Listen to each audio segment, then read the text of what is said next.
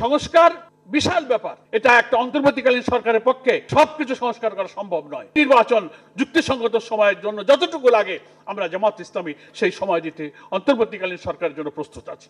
অন্তর্বর্তীকালীন সরকারের পক্ষ থেকে ঘোষণা দেওয়া হয়েছে, বিভিন্ন সময় এক একজন উপদেষ্টা এক একভাবে বলেছেন, চিফ অ্যাডভাইজারও বলেছেন, তাদের সকলের চিকিৎসার দায়িত্ব আমি গ্রহণ করলাম, সরকার দেখবে। নিহতদের পরিবারের বিশাল সহানুভূতির কথা বলা হয়েছে, কিন্তু আজকে এখানে ক্ষত বিক্ষত আহতদের চিহ্ন নিয়ে যারা এখানে উপস্থিত আছেন, শহীদ পরিবারের গর্বিত সন্তান এবং সদস্যরা যারা উপস্থিত আছেন, তাও চোখের পানি ফেলে আজকে কেন অভিযোগ করতে হবে 5 মাস পর যে আমার এখনো চিকিৎসা হচ্ছে না, আমার পরিবারে কেউ খোঁজ নিচ্ছে না? তাহলে কি আমরা এই দায়িত্ব পালনে অবহেলা করছি?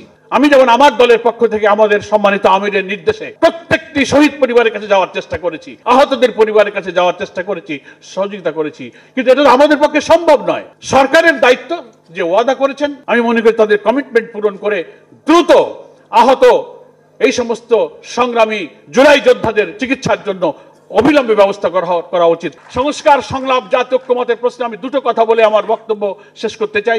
সরকারের পক্ষ থেকে যে রিফর্ম কমিশনগুলো গঠন করা হয়েছে, ইলেকশন প্রসেস, সংবিধান সংস্কার, জুডিশিয়ারি, পুলিশ অ্যাডমিনিস্ট্রেশন, রাষ্ট্রের গুরুত্বপূর্ণ অর্গান এবং ডিপার্টমেন্ট সম্পর্কে রিফর্ম কমিশনের পক্ষ থেকে রাজনৈতিক দল এবং স্টেক হোল্ডারদের কাছে পরামর্শ চাওয়া হয়েছিল। আমি কমিশনের প্রধানদেরকে অনুরোধ করব, চিফ অ্যাডভাইজারের কাছে আমার এই মেসেজ দিতে চাই যে এইগুলো উইদিন ডিসেম্বর হয়তো এসে যাবে। আসার পর এগুলোকে সল্ট আউট করে রাজনৈতিক দল এবং স্টেক হোল্ডারদের কাছ থেকে আসা সমস্ত সংস্কার এবং জাতীয় ঐক্যের দৃষ্টিতে যেগুলো কমন, অধিকাংশের ক্ষেত্রে যেগুলো মিল পাওয়া যাবে, সেগুলো নিয়ে আরেকটি পাবলিক ডায়ালগের ব্যবস্থা আপনারা করুন। সেখানে একটা জাতীয় ঐক্যমত তৈরি হতে পারে।